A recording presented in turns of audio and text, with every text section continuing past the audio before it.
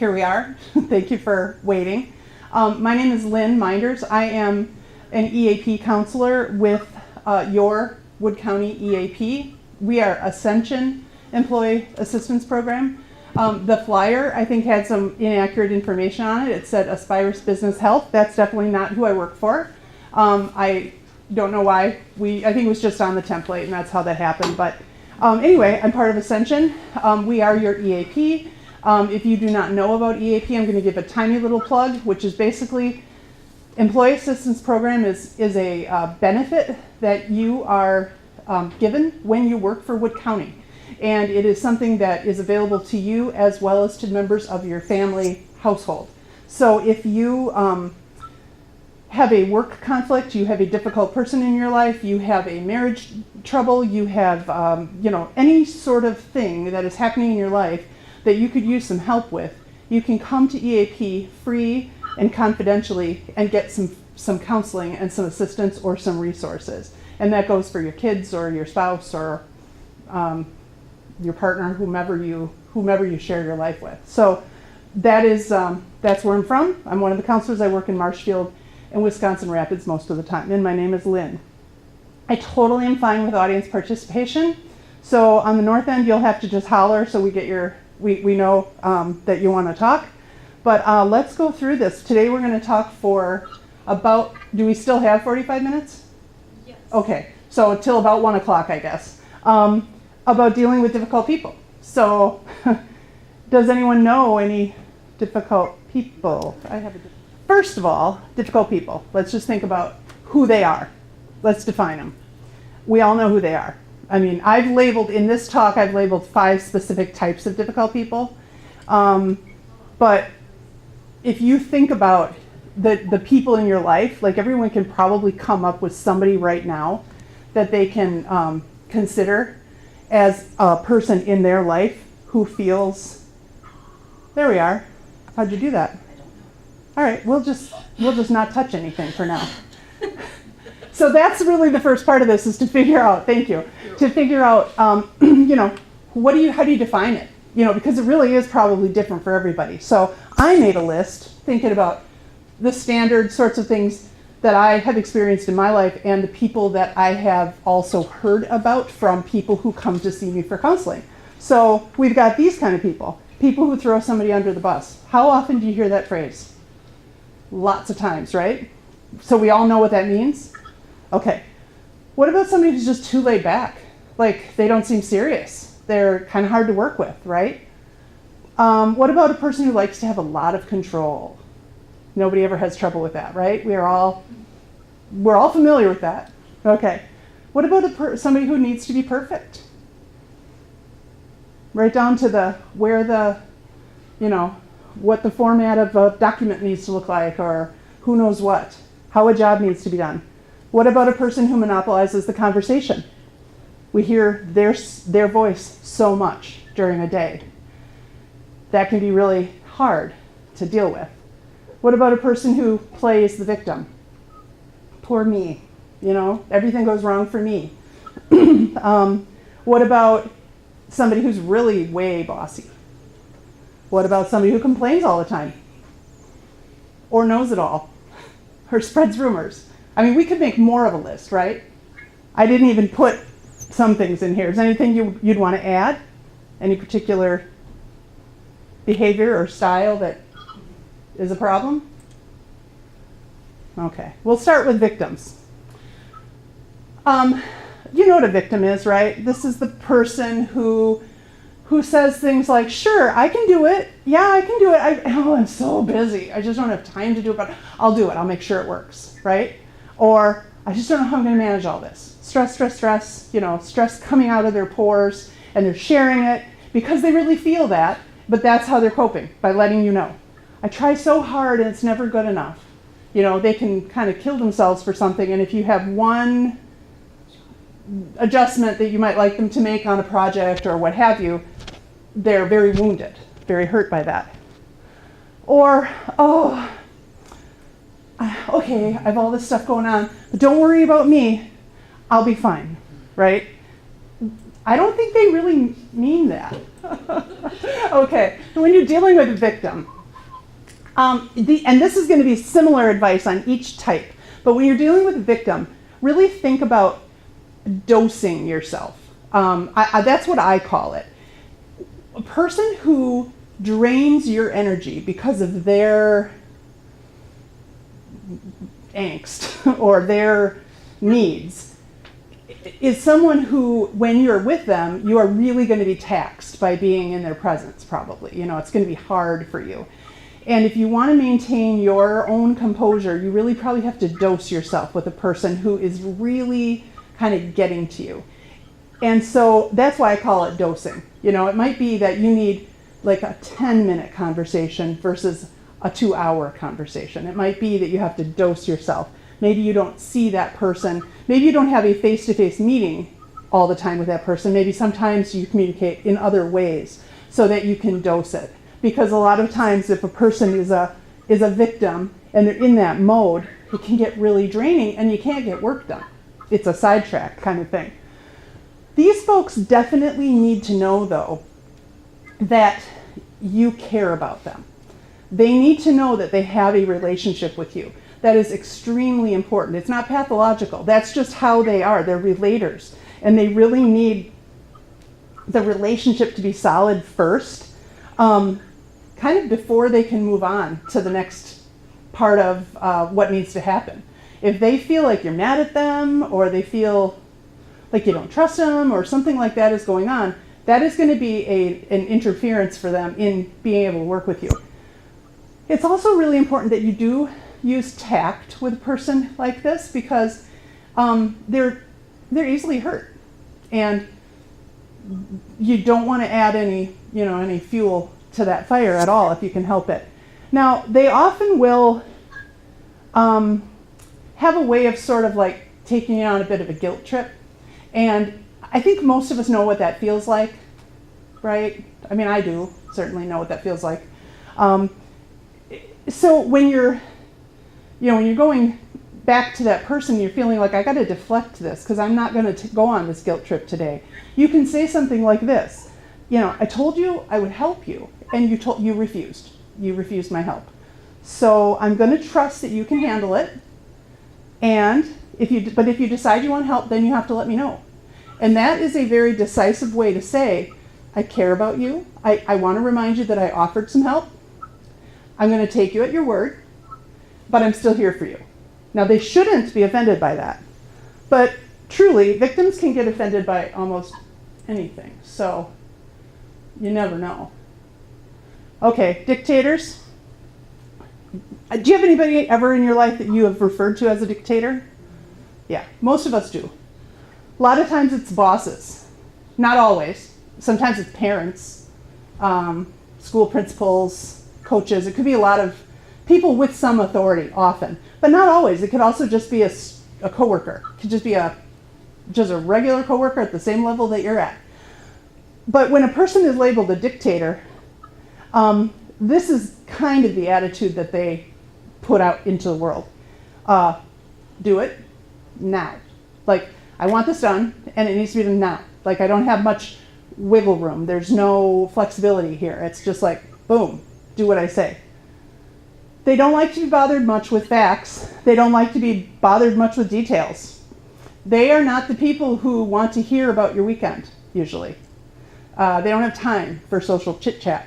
They just are all about getting it done. And they want you to get it done. Like the expectation is high about your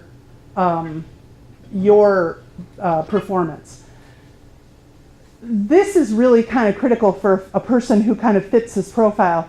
Is like, I am the decider. I don't need to think it through. I need you to do what I tell you, and then make me look good.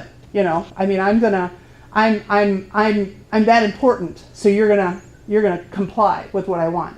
So these people can be kind of tough, because they are much more comfortable with an aggressive stance. Kind of a very strong personality is usually at hand with somebody like this.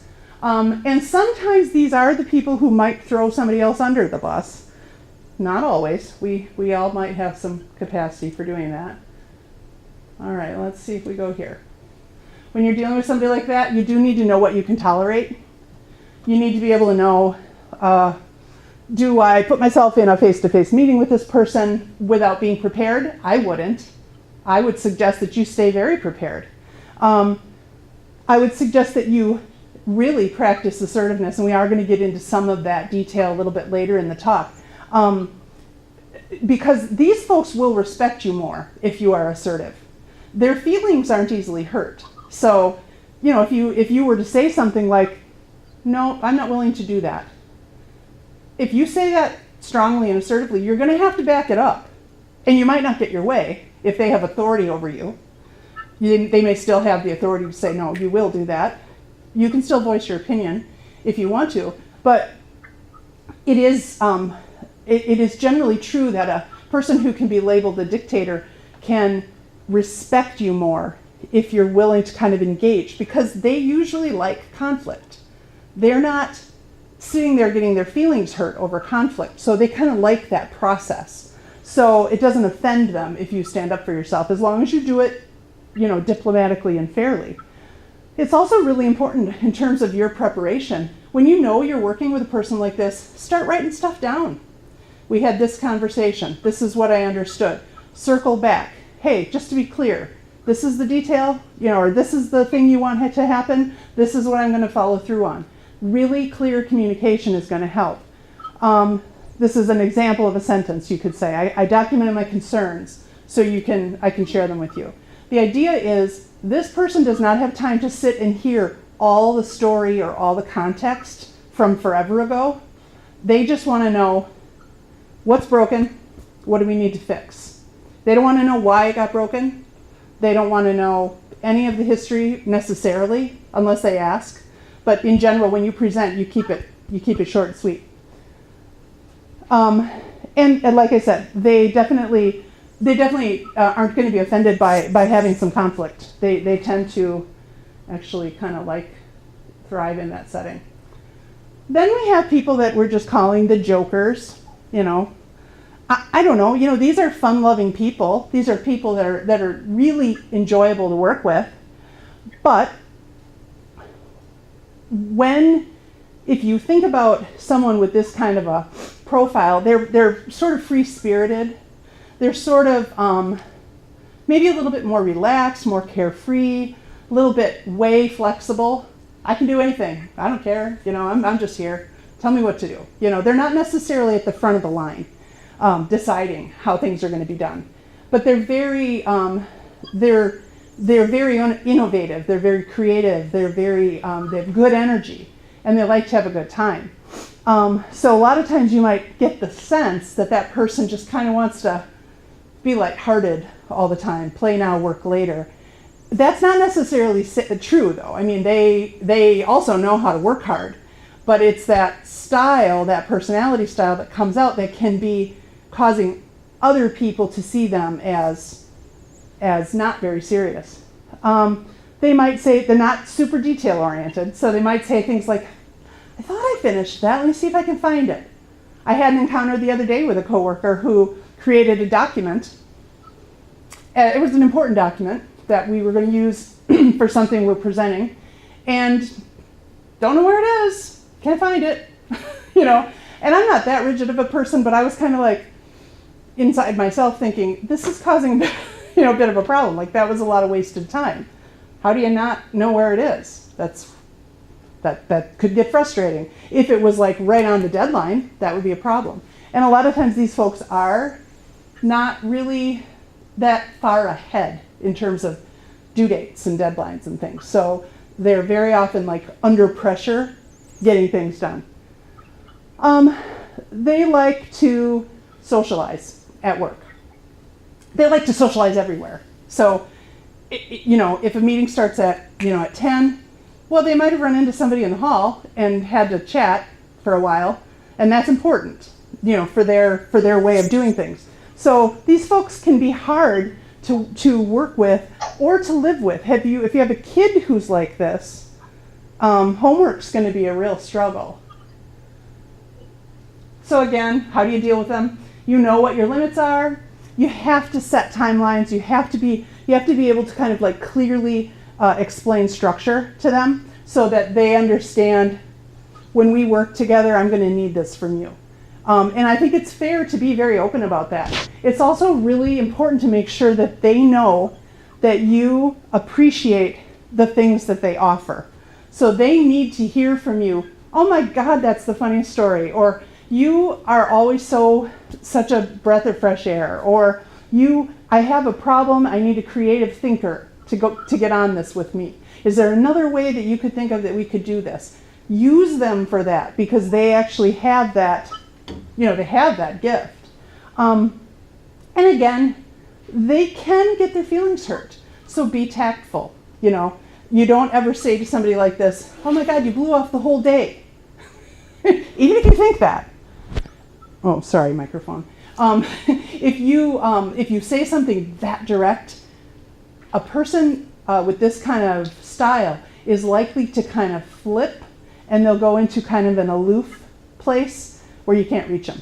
They're gonna protect themselves. They're gonna go over here, and they're gonna just be like, I know what that person's made of, and I'm not gonna risk being with them anymore.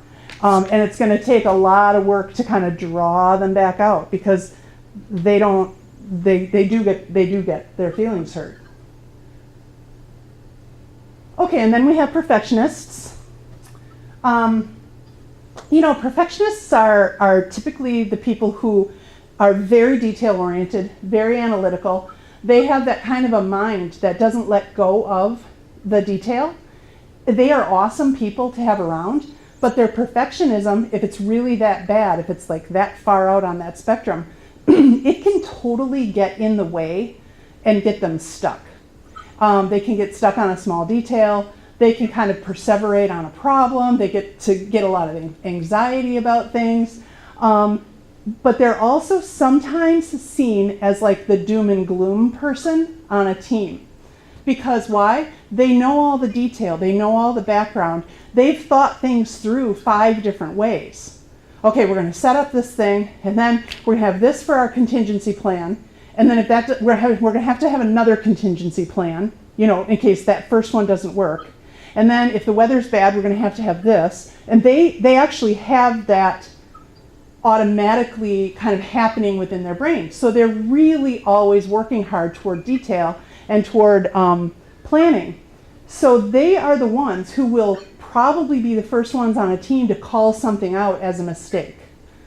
And it might be this happened and it was a mistake, but very likely it could be, that's going to not work. That's just never going to work. And here's why. And they almost always have facts to contribute to it. They can be so frustrating to work with for that reason, because it seems like they're just picking. That's what the rest of us think, is like, oh my God, we just can't get beyond, Mary Beth, because she's just always pointing out the mistakes or the flaws in the plan. She just won't go with it. No, she won't, because for her, she's serious. She sees it, and she thinks she's being helpful, So often you'll hear these kind of things. They'll point out where the errors are. They'll say, you're not really doing that right. Or else they'll say, let me take over. Let me take over. We see that in tech sometimes with tech folks. If you think about it, those people who are gravitating toward that type of job, they have that kind of brain, right? They know all the ins and outs. They know all the detail. That's why we need them so much. And there are and also, let me just say, these are all stereotypes, right? I mean, I didn't make a disclaimer at the beginning, but they're also stereotypes with a lot of truth to them. So when you are dealing with a perfectionist, you also need to know how much can you handle, and it might be that you have to be more of a facilitator to kind of help that person know when their analysis there might be a limit to how much analysis you can handle in a specific project. It might be, we need to ease their anxiety. We'll deal with that if it happens, but for right now we need to keep going. Like you might need to facilitate that a bit. That's through setting boundaries. Here's an example of a statement you could make to someone. This is my responsibility. I appreciate your input, but I'll take care of it. If I need help, I really will ask you. And also, it doesn't hurt to say, I appreciate everything you've given me, so far in terms of your help. They love detail, and they rely on logic. So when you're dealing with this person, you need to pull those skills out of yourself, and if you don't have them, you should learn them, because that's what's going to be the language that they speak. So it is going to be really important to make sure that you're sort of drilling down to the level of detail that they understand too, even in terms of your questions. And using logic, not emotion, is really probably the most important key. Okay, you're laughing. What are you laughing about? The Potstirrer part or the gossip? Gossiper. Okay. We all know this person. I think we all know them because we met them in middle school, usually. This category of difficult person exists in every workplace that I know of. Every workplace I've ever been in, every workplace I hear about, every workplace my friends and family have been in. This exists in all places. So it is something we need to be aware of, and it's something we need to learn how to handle. So you know what they do. Did you hear about this? Well, I heard. It just pulls us right in. It's very hard to resist. Lots of time spent investigating things, mining for details, Facebook stalking, planting seeds. Well, I don't know, but I thought it was weird when I saw them, drive away. It looked like they were, and who knows what. We're interpreting all sorts of things, and we're making it seem like it's real when it's probably not real. We don't know, but it's this huge game of telephone that starts to happen that we used to play when some of us were children. And the story starts out with the actual fact, and by the end, who knows what's true anymore, right? But that is the world we live in right now. So it is not just that this is one type of person. I think overall, of all of these categories that I've talked about today, this is the one that we all have the most potential to be. Why? We live in a world where we have access to everybody else's opinions all the time. And then we get to say our own opinions, and we all think that matters. We all think everybody wants to know our opinions all the time, and it's really hard not to go there. We have instant access. Pull out your phone. Right now, you could all do it. Usually a person like this will, you have to know, if you're feeling on edge at all with a person like this, here's a clue. If you're just having a normal sort of social interaction with this person, and they're not your best friend, but they start asking you more detailed, personal sorts of questions, or they want to steer the conversation in that direction, you might be, getting caught in the web of someone who's doing this. Or when you leave the talk with that person, it feels bad. Oh, did I say too much? Or why do you think they were asking me that? Or, you just have that feeling. You should pay attention to that feeling. Here are some things you can do. If you're really be aware of it. And you can do this in personal conversation, and you can do this in social media and any other way that you communicate. Try not to engage. If it's feeling bad to you, you can say, you can deflect. I'm sorry, I'd love to talk, but I gotta get going. And then you go. Because if you say, I gotta get going, and then you hang out, they have you. They have your attention. So you really need to be able to make the exit if you need to. I like this one. When someone is telling you something that you think is gossipy, and you're wanting to kind of make a point about, why are you telling me this? Just ask them, why are you telling me this? It may not completely work, it may not deflect the whole conversation. They may justify it to you, but it should cause a momentary pause where that person has to consider, is this someone I'm going to share it with or not? You know, like it should cause them to kind of consider, oh, this isn't going to be just like, you know, an easy person to divulge this info to. You can also be much more assertive, and you can just change the subject. Or you can say, I intend to change the subject. This is making me uncomfortable. Let's not talk about this. Has anybody ever tried that? Yeah, you've tried it. It doesn't always work. Usually the person who's stirring the pot or a gossip, quite often, not always, I mean, I don't know that but I would stereotype them more as also being a victim. You know, like that personality sort of links itself. You can also counteract with something positive. So if I come over and say, oh my God, have you heard about Bob and Mary? Did you hear about them? Did you hear what happened? Oh my gosh. And you say, oh, geez, Bob and Mary, they've been my neighbors for 30 years. They're just so fun to be around. Whatever. They're really super nice. You can do that. And that person should get the clue that you're not going to be, you know, a proving ground for this bit of gossip. And here's the last thing. When you think, if we all, imagine what this world could feel like if we all thought about this before we spoke or engaged in a conversation about other people. Is it true? Is it kind? Is it necessary?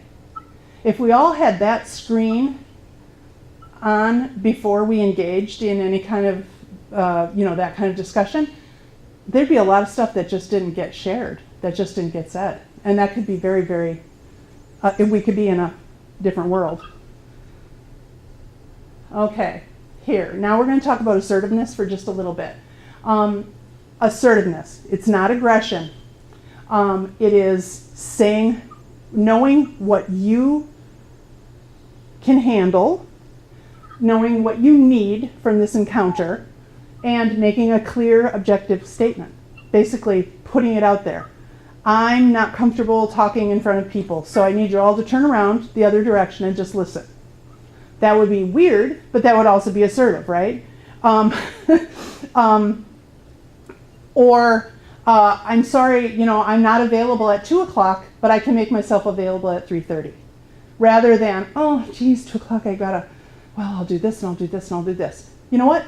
Just saying no is an assertive act. And if you can say no, you can gain some self-confidence.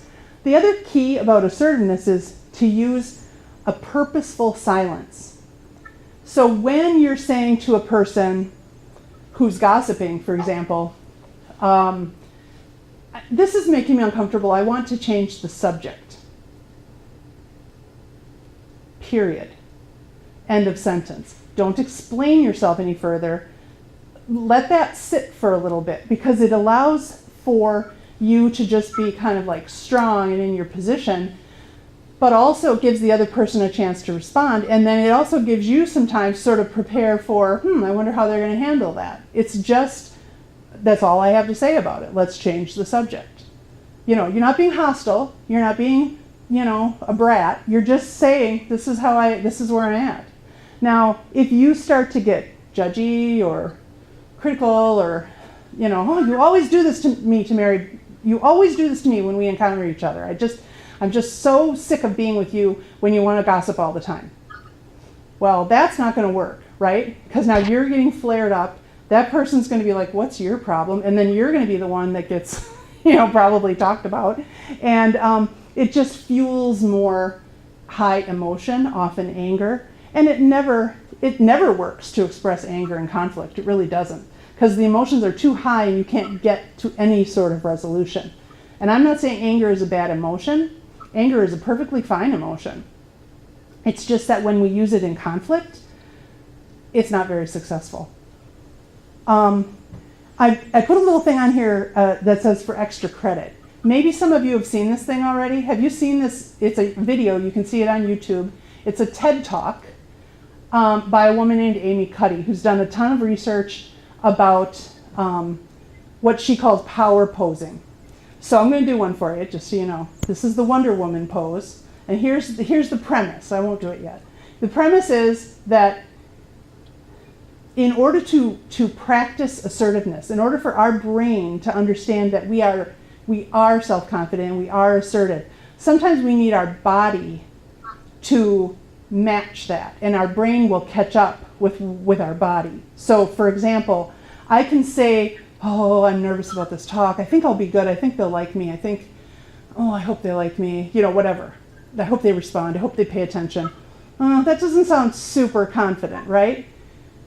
So my self-talk isn't quite hitting the mark yet.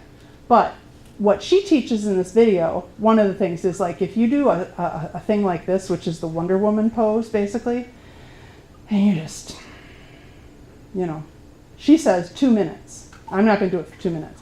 But you can do that for 2 minutes. And if you're feeling not confident, if you're feeling apprehensive, nervous, uneasy, whatever, that pose all by itself with kind of a quiet within your body will serve you with a boost of this feeling that you'll get inside your mind of confidence. You'll be able to handle a situation better. It kind of grows assertiveness. I don't know how else to say it better than that right now, but essentially watch that video and I think you will learn something that could be helpful to you. She gives you a lot of ideas about like how you can occupy space in a way that transmits an idea of power, not aggression, but power and confidence that other people will see.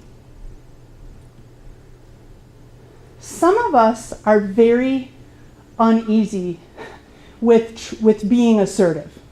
If we haven't grown up to learn how to be assertive and we are learning now how to assert ourselves so that we don't get trampled on by other people or end up in situation after situation with difficult people, that really wears you down over time.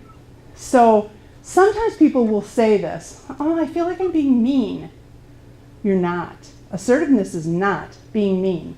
Assertiveness is definitely can be uncomfortable because it's a risk. It's something different than what you may have known how to do. You're learning a new skill. And also, it can be uncomfortable because when you are assertive, when you have an assertive act in terms of the way you communicate or the way you interact with a person,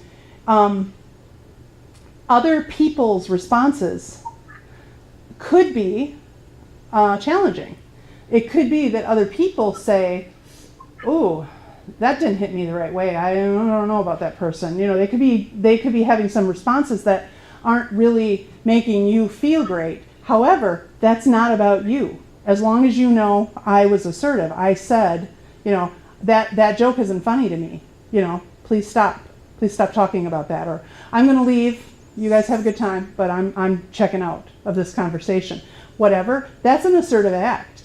And other people can do whatever they want to do about how they assess that. But if you know I took an assertive stand, then you should feel confident about that and not be worrying about what other people have to say or think about or might even think. We spend a lot of time in our own mind thinking about what we think other people are thinking. Do you know what I mean? We spend a lot of time kind of diving into what we think other people are thinking or doing or how they're seeing us. And that doesn't ever go well, because how can we really know? We should stick with ourselves. So it does get easier with practice when you start to practice assertiveness. It does improve self-confidence, and it also saves time. You don't have to get into long, drawn-out conversations if you know right from the beginning that, you know what, I don't talk about religion at work. Then don't, right? Then that's your answer. You don't have to justify yourself. You don't have to explain it. I have people who have said to me, that's just not something I do. Oh, all right. It's not for me to persuade you then, right? If you've already told me what your boundary is, I have to respect it. And if I start to try to wheedle around and get you to be different, chances are you're going to tell me again, and I'm going to hear and see your boundary. Most reasonable people will respect that. So it saves time because we're not having to go off on, 5 tangents to understand where they stand. Assertiveness really is about respect. It's about respecting yourself and about the other person that you're dealing with. here's some examples. Can you imagine saying any of these things ever? When there's a deadline and you don't get the report to me in time, it puts me in a really bad position. You're all kind of, can you hear yourself maybe trying that one? Just not worrying about what the response is, but just, I get frustrated when I offer you help and you refuse. And then you complain about all the work you have to do. Like you're owning that. I feel frustrated by that. I'm trying to help you. I walked into the office and I saw you roll your eyes at me. I would have a hard time with that one. I would have a hard time. I do sometimes talk to people who are in my family, though, about the tone of their voice. I will say, when you answered me, it sounded like you were being sarcastic, or the tone you used did not sound very friendly, or something like that. And that actually has a way of kind of getting their attention, and then they'll say, well, no, that's not what I meant, and then a conversation will happen. Here's that joke was offensive. I'm concerned about what I just saw. That's pretty assertive. You see an encounter at a grocery store with parents, being really, loud or corrective with a child. If you think that that's over the top and you want to intervene, you could simply say, I'm concerned about what I just saw. Now, a lot of people would think that's way assertive, but that's an example. How about this one? I'm not going to respond to that. Can you see a time where you could ever use that? Someone's nodding. I like that one too. Again, with silence at the end and maybe a departure. It doesn't mean I'm closing myself off. It just means I've reached my limit, and I'm going to very politely say that I decline to discuss that. Now, I don't know if I would use that with my boss, but I certainly could use that with a peer, with a spouse, whatever. Especially if you feel like somebody's baiting you, If you have the sense that someone's trying to engage in conflict and you're saying, I don't want to fight with you about this, I'm not going to respond to that. Eventually, that person has to use a different tactic to try to get you engaged again in resolving whatever it is. And then this one in the middle with the line, would you be willing to? If you don't already use that phrase when you're trying to engage another person in whether you need them to do something or whether you just need them to listen to you, this phrase has changed my life for the better. Would you be willing to is an invitation for them to respond affirmatively. Would you be willing to meet me at noon instead of at 11? Well, they're going to give you an answer. If they say, no, I wouldn't be willing to do that, well, okay, then maybe I don't want to spend time with you anyway. Or maybe they would just simply say, oh man, I would be willing to, but I've got someone coming in at noon, so I can't. Oh, okay, now we're figuring it out, right? Or would you be willing, like when we had tech problems a half hour ago, one of the people said, would you be willing to let us put your thing on a flash drive? Well, have at it. That doesn't, that's totally cool. It's a nice way of saying a request. It's not a bossy kind of thing. It's not a demanding kind of thing. It's a pretty reasonable, nice way to ask. So if you want to add that to your vocabulary, sometime you'll see me somewhere and you'll say, hey, that works. I know it will because it has for me. Okay. Please recognize that sometimes this is about personality. In fact, a lot of times this is about personality. And it's not a person's fault because they're not getting up in the morning thinking, today I'm going to be a real jerk. Today I'm going to really stick it to that person and make it difficult for them. Most of the time, that is not a person's intention. Once in a while, somebody just likes being a jerk. Some people do. But most of the time, it's inadvertent, it's not having good self-awareness, it's not having the best communication skills, it's not really having a good understanding of the dynamics. It's not that a person is operating in such a way that they are trying to make your life hard. It may feel that way, though, from your perspective. sometimes that person really is just doing the best they can. We don't know what's going on in everybody's lives, right? Sometimes people are having a very hard time, and they are coming to work, and they are trying to just get through the day. And most of us would have compassion for someone going through that, but it is a double-edged thing because you do need to be working. You know, we do need to get stuff done. We do need stuff to happen. We have to always remember that we can't get somebody else to change. We really do. You have absolutely no power over what other people do. You can adjust yourself. You can learn more about yourself. You can learn more about ways that are maybe some more kind of advanced ways of engaging with people through communication that appeal to what their needs are. That is effective. That can be very effective and can be very influential. But ultimately, you are not going to change another person. You're just not. You have the power to do that with yourself. And that's a good thing to remember. So we always have control over our own responses and the part of the interaction that's ours. And I'm going to close with this. There is more that we could talk about, but I'm not going to keep you longer than you need to be here. So let's end with this. All right?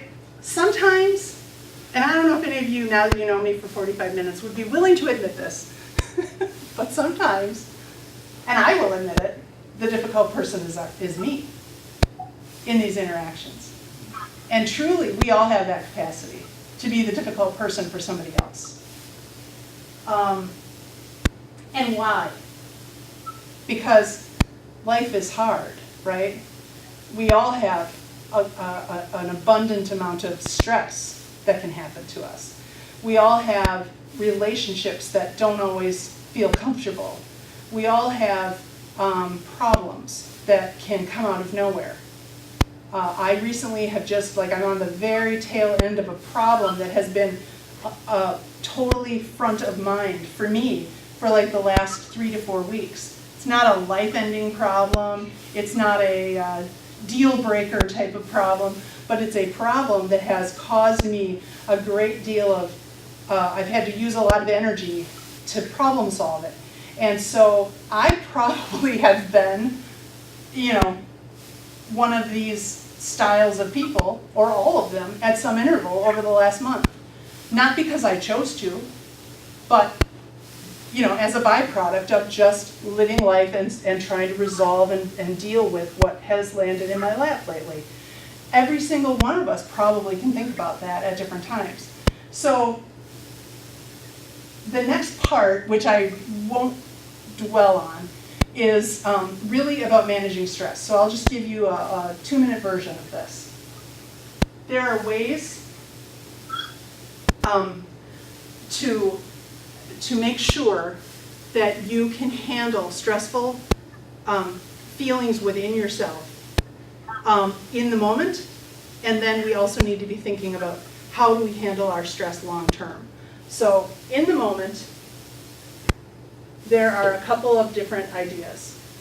So if you're in a situation where something happens and you're like, whoa, the thermometer's going up and I am really feeling it, I am feeling stressed. It could be any number of things. It could be coming home after work and, doesn't feel right. If something like that is happening, what are your options? You could blow up. You could cry. That's a stress reducer, by the way, crying. And so is anger. You could also just breathe. And I know it sounds really lame to hear, someone come and speak to you about wellness and say, how about if you just breathe? But the truth is, it actually works. And it is actually very helpful. Not only in the moment to just kind of go, okay, get a nice deep breath in there. That can settle your anxiety. It can settle your mood. It gives your brain some oxygen so you can actually think through the problem. And it also creates a little bit of space. It works anywhere, anytime. And it's a personal thing that you can do. And that is why we always talk about it, right? Another thing you can do is you can move. If you're stuck at your desk and the stressful thing is happening, or you have just read an email that is affecting you, or someone is, getting in your space, whatever the situation is, you can get up and move. You're not trapped, right? You can put the phone divert the phone to somebody else, or you can just say, you know what, I need to go to the bathroom. I don't think you should be prohibited from doing that.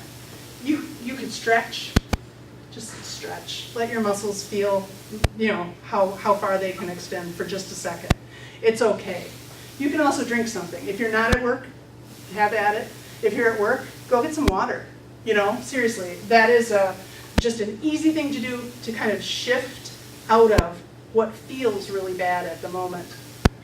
This is a little bit more of a process. This one about imagining. If you can take the time to think about what the problem is, you can imagine it. Some people like to do a little bit of an exercise with them with this sort of process where they imagine like the problems they're having are like clouds that are just kind of drifting past. Some people do this with a feather, you know, like the image of there's this really pretty little light feather in my hand and I can sort of blow out my breath and the feather watch goes away and that's my problem and it goes away.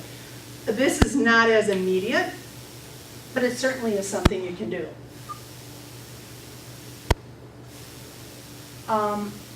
And this is the general, you know, wellness wheel that everybody has probably seen before. But we are not going to be able to be handling difficult people successfully or preventing ourselves from being a difficult person if we don't find ways to make sure these things are kind of in line for ourselves. All of these areas of our life. If something's out of whack, please, please pay attention to it. Because once it's out of whack, it doesn't just automatically get back in line, you know? All of these areas do require some attention. And again, I'll close with a plug for EAP. You can use this service without anyone having to know about it. It's private, it's confidential, it's convenient.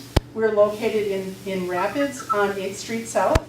You call the 800 number and make an appointment. And I don't know anyone, well, I probably know a few people who have said, oh, I didn't really need that. But most of the time the response you get is, that really helped. I should have come sooner. So thank you for your attention. And thank you for your attention up there. And is there anything anybody wants to know before we end, or should we just conclude? Are we good? Okay, thanks a lot. Bye.